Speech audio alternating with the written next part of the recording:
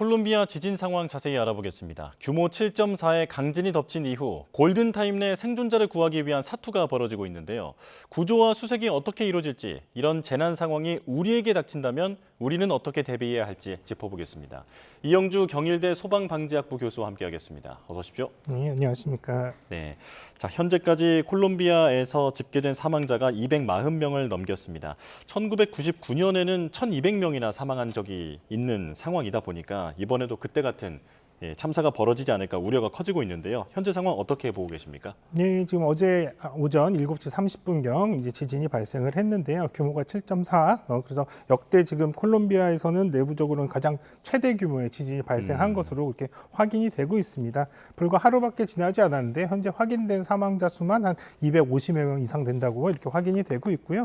또 앞으로 구조라든지 수색 과정, 또 수습하는 과정에서 지속적으로 또 이를테면 부상자라든지 또 사망자가 발생할 가능성이 있어서 이거보다 큰 인명 피해가 예상이 됩니다. 또 특히 이제 각 지역별로는요, 사실은 대학병원이라든지 또 공항이라든지 또 여러 가지 도로, 통신망 이런 것들이 붕괴가 되면서 주민들이 불편함과 동시에 또 굉장히 공포스러운 이런 상황들이 지금 이제 이어지고 있고요.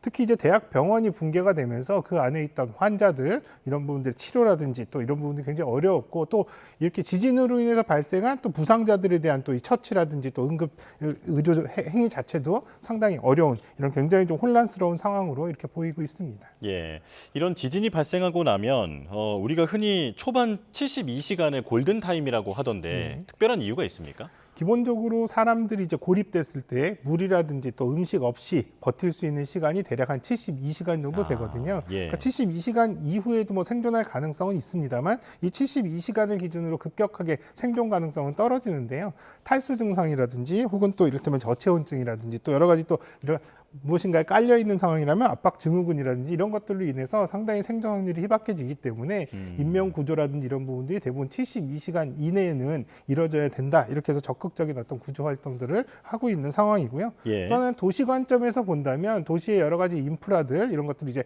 이 지진으로 인해서 파괴됐을 때 이런 것들을 얼마나 긴급하게 또 빨리 복구하냐에 따라서 사실은 구조 활동이나 또 이를테면 도시 기능의 정상화 같은 것들이 이제 이루어질 수가 있는데요. 이것도 사실은 발생한 이후에 초기에 얼마나 빨리 이런 분들이 복구가 되느냐 하는 시간이 대략 이틀에서 3일 정도 이 정도를 기간으로 보고 있습니다. 예, 지금 현장 취재진들에 의하면 도시가 섬뜩할 정도로 고요하다라고 표현하고 있습니다.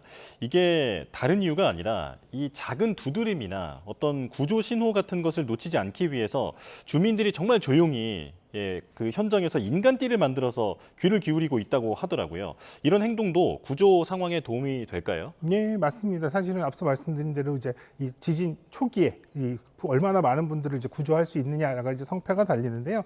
이럴 때 사실은 이 고립되신 분들께서 뭐 두드림이나 외침 이런 것들로 바깥쪽에 본인의 생존 상황들을 알리게 되는데요. 이러한 미세한 소리라도 이런 것들을 포착하기 위해서는 주변의 소음이 최소화되는 것들이 가장 바람직하겠죠. 그래서 지금 해당 피해 지역의 주민분들, 시민분들께서 오히려 여러 가지 첨단 장비라든지 이런 것들이 오기 전에 이러한 활동들을 통해서 이런 이제 생존 가능성에 대한 부분들을 확인하는 이런 과정들을 이제 하고 있는 것들은 굉장히 바람직하다고 봅니다. 다만 이제 문제는 이후에 이제 전문적인 구조 장비 또 그런 구조 인력들이 현장에서 이제 투입되게 되면 사실 현장의 여러 가지 활동 때문에 이러한 것들도 상당히 좀 한계가 발생할 수밖에 없거든요. 예. 또 근데 그렇지만 하여튼 이분들이 이렇게 초기에 이렇게 이제 좀 더 구조를 위해서 노력을 하셨다는 점 이런 것들은 상당히 좀 긍정적인 부분입니다. 예.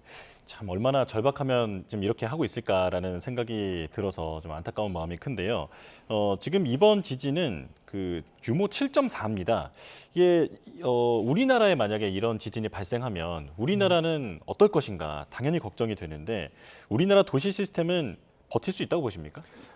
아마 7.4 지진이 발생했을 때 버틸 수 있는 도시는 우리나라뿐만 아니라 다른 나라에도 없을 거라고 보시면 될 것 같고요. 예. 다만 이제 대부분 내진 설계라든지 이런 부분들도 이런 초대형 지진에 대응할 수 있게끔 이렇게 갖춰지는 것들은 아니라 중형 지진, 뭐 이를테면 규모로 치면 한 4, 5 정도에 견딜 수 있는 정도의 수준이라고 보시면 되겠습니다. 다만 이제 원자력 발전소라든지 특별한 안전이 필요한 이런 시설들 같은 경우는 이거보다 훨씬 높은 안전도를 요구해서 내진 설계들이 되어 있다라는 점에서 사실 이런 지진이 발생했을 때 이 인프라, 이를테면 여기 송배전선이라든지 또 이를테면 송수관이라든지 이런 인프라 자체가 파괴되지 않는다면 우리나라에서는 대부분 발생할 수 있는 지진에는 어느 정도 대비 대비가 되어 있다 이렇게 보시면 될 것 같고요. 예. 다만 이제 아까 말씀드린 대로 이렇게 이제 건물들의 내진 보강이라든지 내진 설계는 상당 부분 수준으로 올라와 있는데요. 오히려 지하에 묻혀 있는 여러 가지 배선이라든지 송수관 이런 여러 가지 것들 이런 것들은 사실은 이제 내진을 강화하거나 또 내진 설계를 이후에 이전에 지어졌던 것들을 내진 설계로 다시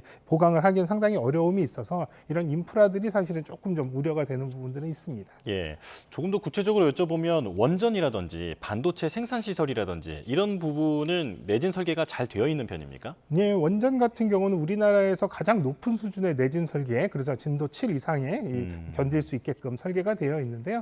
이런 것들은 원자력 같은 경우는 단순히 붕괴가 되는 것들의 위험보다도 그 안에 있는 발전 시설, 또 혹은 여기 이제 여러 가지 원료가 되는 이런 이제 핵물질 이런 것들이 사실 누출되는 것들이 훨씬 더 큰 피해가 발생하기 때문에요. 가장 높은 수준의 내진 설계가 되어 있다 이렇게 보시면 되겠고요.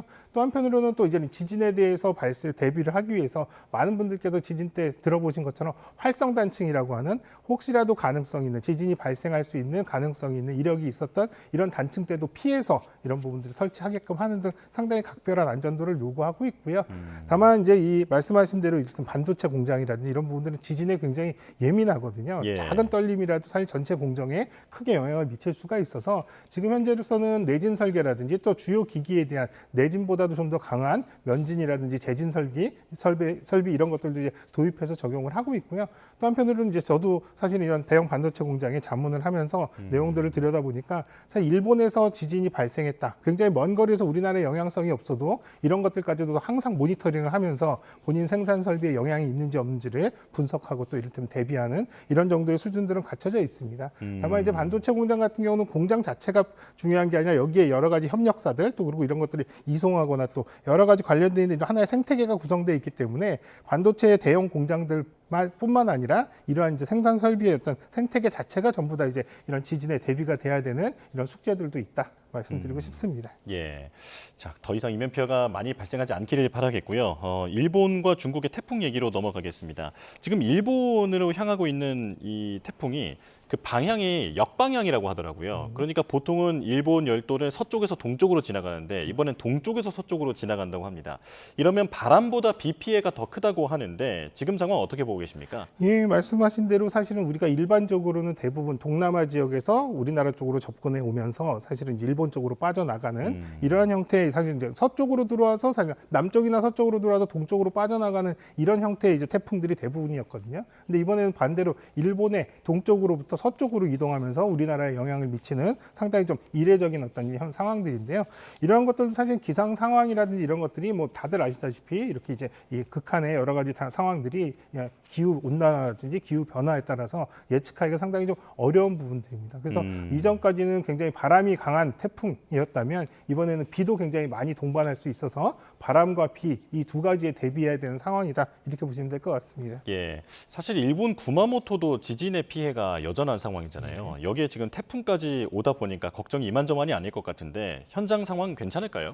예, 사실은 이렇게 지진으로 일단 기본적인 인프라라든지 또 이를테면 피해가 발생한 상황에서 강한 비와 바람이 동반이 된다면 그 피해는 더 커질 수밖에 없거든요. 사실은 최근에 여러 가지 재난들이 자연재난들이 하나가 발생한 이후에 뭐 이를테면 복구할 시간도 없이 또 다른 이런 여러 가지 기상현상으로 피해를 유발하는 경우들이 굉장히 많이 있습니다. 우리나라 같은 경우도 이런 집중호우가 내린 이후에 폭염이라든지 가뭄이 이어지면서 사실 그 피해를 더 극대화하고 있는데요. 그래서 해당 지역도 사실은 이미 붕괴된 상황에서 비나 바람이 많이 온다면 추가적인 붕괴의 우려라든지 또 산사태의 우려라든지 이런 것들이 상당히 클 수 있기 때문에 이러한 부분에 대한 대비 혹은 또 대비가 어렵다면 사실은 주민들을 안전하게 대피해서 인명 피해를 줄일 수 있는 이런 방법들도 지금 이제 적용을 하고 있는 상황으로 보입니다. 예. 우리나라에도 태풍이 이제 가을이 되면 올 가능성이 상당히 높은데 우리나라는 대비가 잘 되어 있는가 점검해 봐야 할 것 같습니다. 어떻게 평가하십니까? 사실은 뭐 우리나라 태풍 같은 경우에 사실 뭐 상당 부분 과거보다는 대비라든지 충분히 이런 부분들이 이제 위험 경보라든지 이런 것들 적극적으로 하고 있다고 볼 수 있는데요. 한 가지 좀 조심스러운 건 사실 최근 몇 년 동안에는 우리나라에 큰 태풍이 거의 오질 않았었거든요. 네. 그러다 보니까 사실은 뭐 제주도라든지 일부 지역 이외에는 이를테면 내륙에 있는 분들은 태풍에 대한 부분들을 상당히 대비하는 부분들은 상당히 조금 좀 익숙하지 않으실 수가 있거든요. 그래서 사실 이번에도 태풍이 과연 한반도에 어느 정도 영향을 많이 미칠지에 대한 부분들을 예측하기 좀 어렵지만 태풍이 오는 시기에 이런 태풍의 발생했을 때 행동 요령, 또 사전에 준비해야 되는 것들, 또 대비하는 것들 이런 것들도 꼼꼼히 챙기실 필요는 분명히 있다 말씀드리고 싶습니다. 예. 자, 당장 우리에게 이런 재난이 닥친다면 그래도 생존 확률을 높이기 위해서 미리 이제 준비가 필요할 것 같은데 생존 배낭 같은 것도 미리 준비를 해놓으면 좋을 것 같거든요. 하지만 싸본 적이 없는 것 같습니다. 네. 어떻게 해야 되겠습니까? 예, 뭐 생존 배낭은 뭐 지진 상황에서도 그렇고 이렇게 제가 태풍이라든지 또 집중 호우 상황에서 고립됐을 때 필요한 용품들을 미리 확보해 놓는다 이렇게 생각하시면 좋겠는데요. 단전 단수를 대비해서 식수라든지 또 이를테면 고열량의 어떤 음식들, 일단 비스켓이라든지 혹은 또 이를테면 초콜릿 같은 이런 이제 음식들, 비상식량들을 조금 갖춰 놓으시는 것도 필요하겠고요. 또 휴대폰 배터리 혹은 또 그리고 여기 이제 이를테면 휴대용 조명들 이런 것들 갖춰 놓으시면 가장 좋겠습니다. 다만 이제 이런 것들은 사실은 항상 이런 부분들을 우리가 싸놓고 보관해 놓기는 상당히 어렵거든요. 그래서 예. 이제 재난 상황이 발생할 시기, 이렇게 태풍이 앞서서 온다라고 한다면 이런 것들을 조금 다시 한번 확인해 보는 이런 과정들 필요해 보겠고요. 또 이런 재난 배낭, 생존 배낭 이외에도요. 항상 재난 상황 시에 무리하게 움직이시기보다는 이를테면 재난 방송이라든지 또 주변에 재난 대피소 이런 것들도 정확하게 좀 미리 확인해 두셔서 상황이 발생했을 때 신속하게 이동하거나 대피하실 수 있게끔 준비를 하시는 것들도 좀 필요해 보입니다. 네. 유비무환이니까요. 생존 배낭뿐만 아니라 말씀해 주신 대로 대피 요령까지 꼭 숙지를 하고 있어야겠습니다. 여기까지 말씀 듣겠습니다. 이영주 경일대 소방방재학부 교수와 함께했습니다. 고맙습니다.